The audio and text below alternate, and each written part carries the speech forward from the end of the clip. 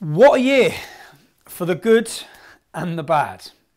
I'll be glad to get this year to an end, but I want to have a little recap of the last 12 months with all of you. This time last year, just before Christmas, I was working with the Amelia May Foundation. They're a charity who support families with children who are suffering with neuroblastoma, an aggressive form of cancer. I absolutely love the charity and I've become dear friends with everyone involved in it. If you want to support a cause where every single person is a volunteer, there's no CEOs taking big massive salaries, 100% of all the money goes to the children, please check them out. Kev and I were busy helping deliver Christmas presents for some of the sick children and their siblings. During that, I was absolutely touched by the story of a young boy called Dylan Day. Over the last 12-24 months, I've become friends with this family. He's a young child who's suffering with an aggressive cancer. His family are trying to raise money or funds to go to Disneyland with all of their family. I decided to donate the proceeds from my book launch for Muhammad's Quran to pay for a once-in-a-lifetime trip for that family. All of you, every one of you who purchased tickets to that book launch in Manchester that was subsequently cancelled for the deplatforming, every one of you, you helped send Dylan's family to Disneyland, Florida, and you helped give them everlasting memories. So a personal thank you again to all of you who supported that. At the start of the year, I could see public opinion was changing. People were starting to see through the lying mainstream media, the prostitutes and the establishment smears. I released a video stating that I was a bit nervous about what the government and the establishment would do next. Because no matter what lies, no matter the labelling, the smear tactics they've tried, it seems to have had the opposite effect. I predicted they would try and remove me from the public space by any means possible. So then they could effectively remove a thorn in their side. Someone who keeps highlighting the corruption and the cover-ups of the elite. It would then give them the opportunity to write whatever they want about me with no form of reply. And to be honest, it's quite scary just how true that prediction turned out to be. What's also scary is the lines that the establishment will cross in order to shut me down. It started by Twitter. I'm still angry about my Twitter account. It started by Twitter removing my verification. Then they limited my account for quoting the same fact about Muslim Pakistani rape gangs that our Home Secretary, Sajid Javid, exactly the same fact that he shared on BBC News. Twitter then removed my account altogether under their made-up hate speech rules, saying that nearly 90% of all street grooming gang convictions in the UK are Muslim men. That's a fact. So I stated a fact and I was removed for hate speech. Since when did facts become hate speech? Since now, the era we're in now. That's the reality we're at. Due to Twitter shutting down my free speech, I had agreed to be interviewed by two journalists, Lauren Southern, Brittany Pettibone, one from Canada, one from America. They were due to fly in to interview me for their online YouTube channels. Unbelievably, the Home Office decided to illegally detain a Canadian and US citizen under terrorism legislation. Brittany and her partner Martin were held in a detention centre and deported from our country. It's amazing what our government can do to these two young Christian ladies with no criminal record. But they allow hate preacher after hate preacher, jihadi after jihadi to pour into our country and then go on to commit acts of terrorism. We had thousands turn out at Speaker's Corner with just 4 days' notice to protest at the increasing removal of our free speech by the establishment and the left-wing big tech firms in Silicon Valley. I then decided to travel to Italy after the election, an election that saw the left booted from power. It was a historic moment in Italian politics. I wanted to understand why. Look, Salvini is now one of the lead figures, political figures in Europe, with the hugest approval rates by his people. Whilst I was there, I watched a news clip from Italy, where a young female reporter was reporting on the impact of the influx of migrants pouring into Italy and what had been claimed to be no-go zones for locals due to the violent behaviour of those migrants. During her live report, she was attacked and she was dragged down the street by her hair by one of those very migrants. Stati aggrediti. Che succede, Francesca? Francesca? Ci hanno aggrediti, Nicola. Beh, ma tu vattene via, non te ne Nicola, preoccupare. non so se mi senti, ci hanno aggrediti. Francesca? Ma cosa vuoi? Ma cosa vuoi? I decided to visit this no-go zone to see for myself. Funnily enough, not long after I got there, some migrants started getting quite aggressive with myself and my cameraman telling him he was not allowed to film. Clearly they didn't want anyone filming.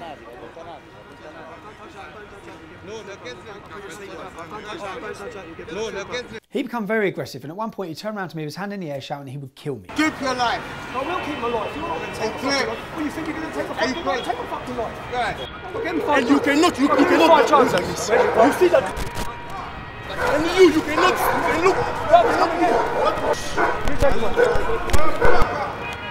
Okay. One way this is going to go, you're going to end up knocked out unconscious. I can bring the class. It's fair to say he probably did not expect the response he got. I then got back to the UK and I heard that the violent far-left Antifa organisation were holding a training day in London. A training day where they were going to practice their combat training. They're holding it in a mosque. This is the far-left aligning with the Islamic community. These are the real brown shirts who are supported and funded by the establishment to go around and violently attack people who challenge the globalist agenda of the elite. I thought I'd go down and report on this training day. I just stopped off with the camera team to get some lunch first when I was attacked by 7 members of Antifa, or followers of Antifa, wearing masks. Middle-class, liberal soy boys couldn't fight their way out of a paper bag. But with our corrupt police system, 7 masked men can attack Tommy Robinson, kicking him to the ground in broad daylight, attack a female, my partner who's working with me, attack her and beat her to the ground in broad daylight, on CCTV, and the police have made not one single arrest.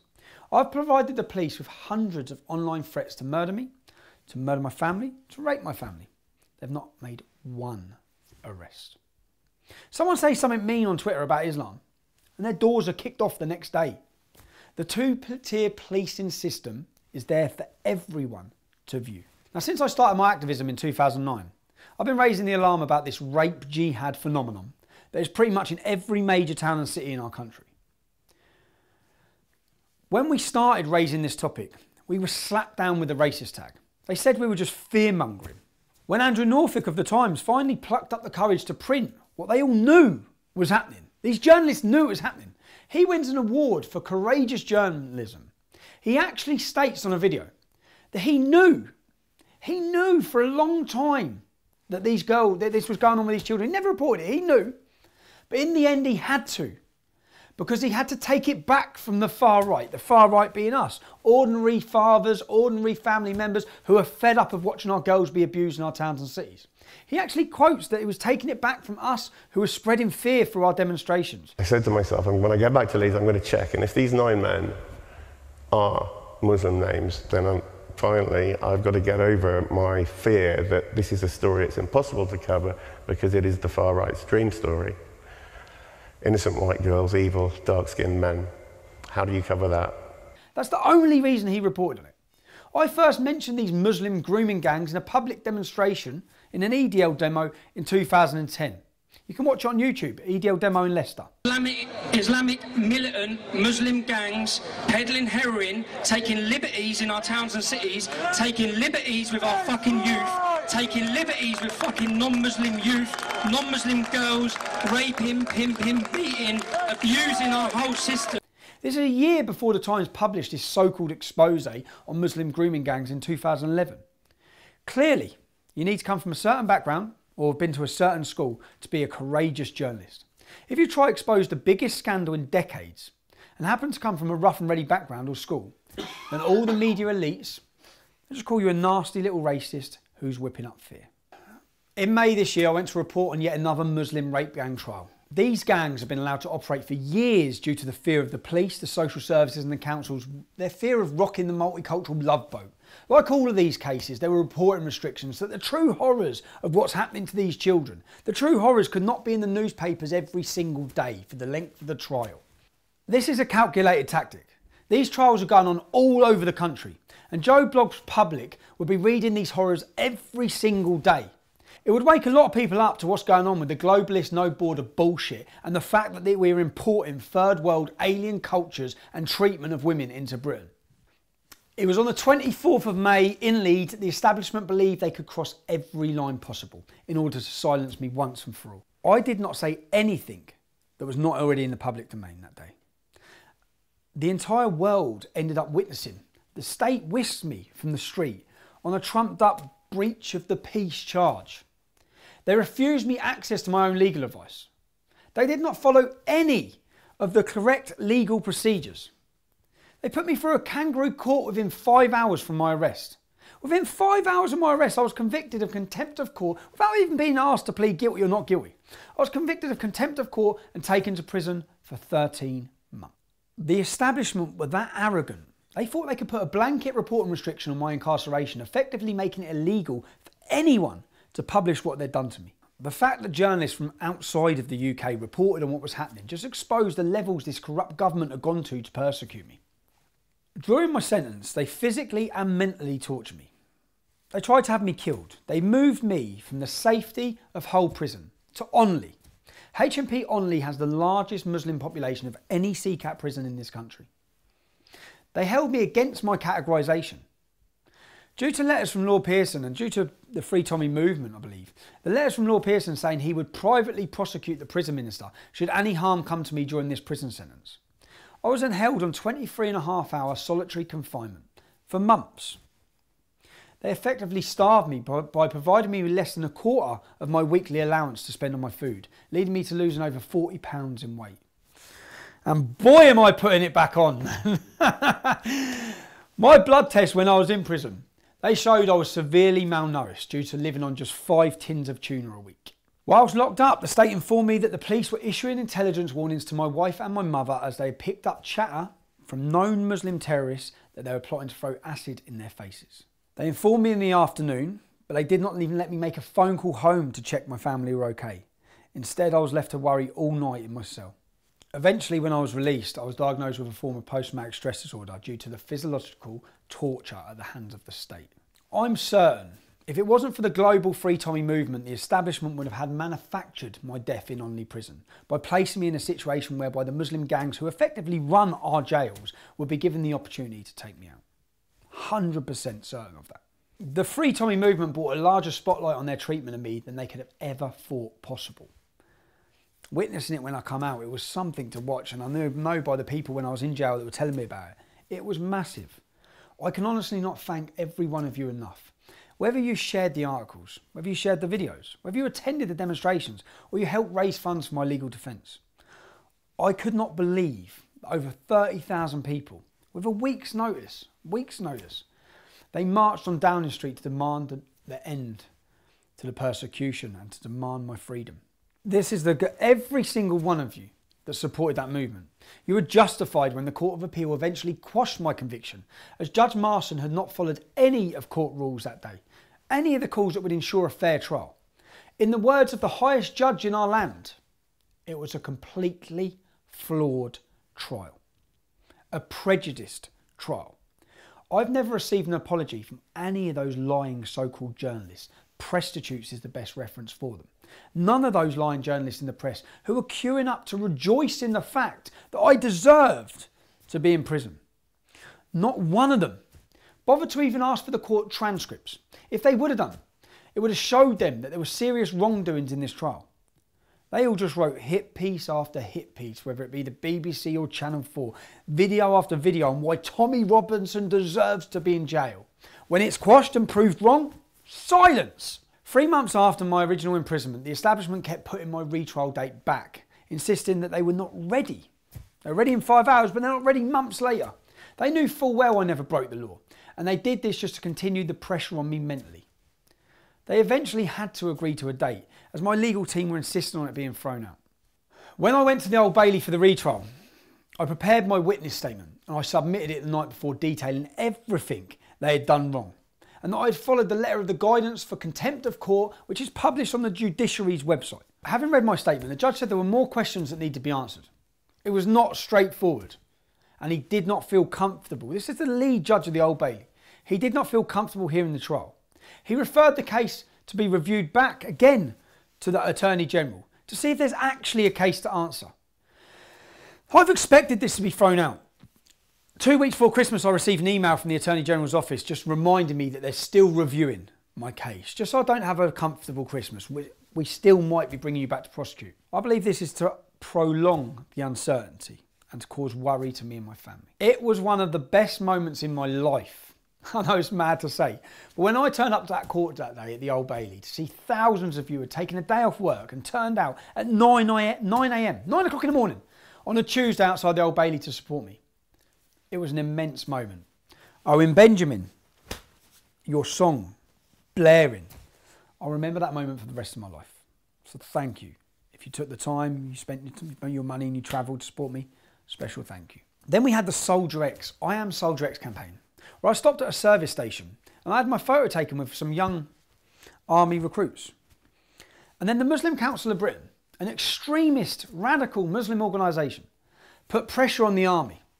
So the army then made a decision to appease these radicals.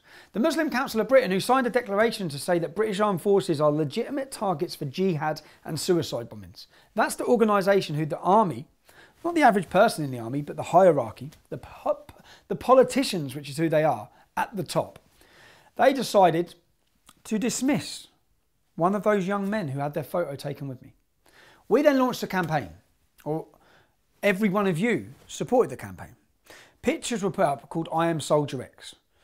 Serving soldiers, ex-serving soldiers, all shared a hashtag, wore t-shirts, held up banners, showing their support for these young army recruits, showing their support and their disgust at the treatment of these men who were willing to sacrifice their lives to protect all of us, and yet their freedoms were being taken away to appease radical Islamic organisations in our country.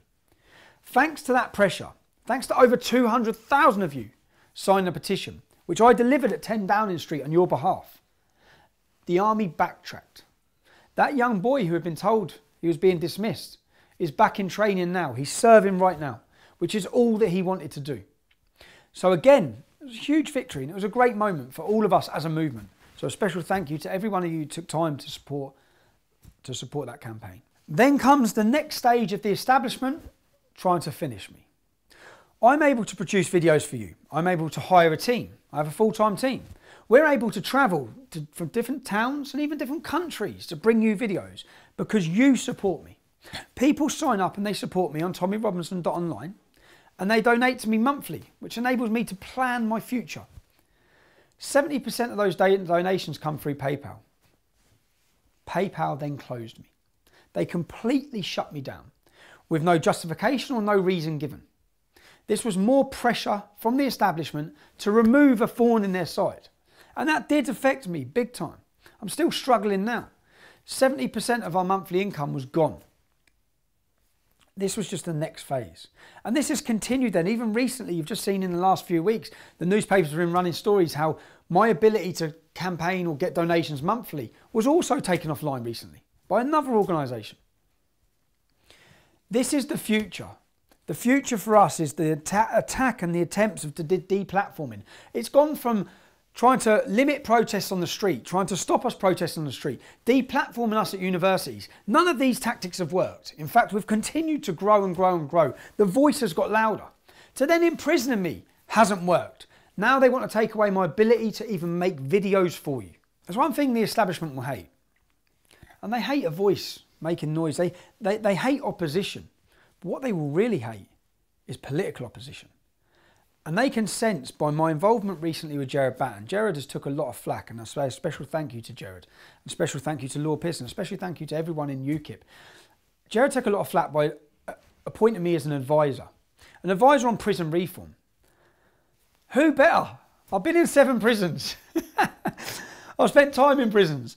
I've seen firsthand the problems in those prisons, not just with Islam, but also with drugs. The huge problems within the prison system. So I talked to Gerard about this, and he made me an advisor on prison reform and also an advisor on rape gangs. I've spoke to more victims and families of Islamic rape gangs than I think probably anyone else. So who better to appoint? And he took a lot of backlash. And then we had the Brexit Betrayal March. We organised a demonstration together and everyone come out against us.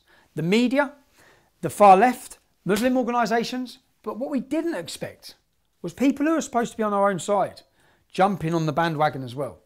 And all of these people, they come out and they predicted a riot. They predicted violence. They predicted thugs. And what I'm glad about is that every single one of you who have attended any of these events that I've hosted, whether it be the Day for Freedom, whether it be outside my court case, whether it be Brexit Betrayal, you've seen and met the people, the best of Britain. Great, decent, hard-working British people. Nothing like what the media portrayal is. You saw after that successful Brexit Betrayal March, where tens of thousands of us marched through London, You saw the newspapers and the media. You saw the misinformation and the disinformation and the lies that they spouted about how many people even attended. This year has been a perfect example for anyone in our movement, anyone who has 10 minutes to check on our own videos, to see the true extent of the lies that the media tell about us. And that's why you should question every single thing that they're saying. Everything they say and go back through history, it's all lies and it all has a certain narrative and agenda. A week before Christmas, I was visited by the police, who gave me my 8th Osman warning. An Osman warning is a direct intel of a threat to your life. It comes from the police and it comes from the government. I've received 8 of these over the years. The last one was just 1 week ago. It detailed that far left activists intend to commit severe acts of violence upon me at my home. Even just in the last 24 hours, I've had police at the house, police stationed at the house, because they have intel of an imminent attack by these activists. I'm taking my wife and children and getting away for a few days, even now. These are continued threats, the continued attempts to silence us. Enough of this negativity which surrounds me. What a beautiful end to the year. Daisy's wheelchair. Mate, do you know what? I'll give thank yous all the time, but you put me in a position where I can attend these moments, I can raise this money, I can do these campaigns, and it's such a feeling. Do you know when I went down, I know many of you would have watched it through the Christmas video, but to sit there and see the smile on that little princess's face, to see the change and hear the change that you've made to that girl's life. We'll end the year on a good note. We'll end it on beautiful Daisy with her wheelchair. Do you know I got a message of her family later that night saying for the first time, it was a picture of her at the bar. Because she's usually walking around in a wheelchair, she's then standing up at the bar ordering her own drink. You've changed her life, and what a beautiful Christmas present. So again, thank you, every single one of you. I'm actually excited about 2019. Even after all of the negative stuff, all of the problems, and I've got problems because I've got all the worries now again about my children, but at the end of all of this, 2019, each year that goes on, every time they try and knock us down, we get bigger, the voice gets louder, the movement grows. I'm excited about 2019. 2019 could be the start, or will be the start, I believe, of a political revolution. We're being betrayed, we're being lied to. And all I want to say to every single one of you who have supported me for these last 12 months, who've supported me for years, it's a great feeling. I know, and if I ever questioned where we're going and what I'm doing, I know by the public reaction I get everywhere I go. You're not part of a fringe movement. You are the mainstream. The media can lie all they want. I know that by the reaction I get from the mainstream public, every town and city I go to. So thank you, every one of you. Thank you for being part of the movement. Thank you for your support. And roll on 2019.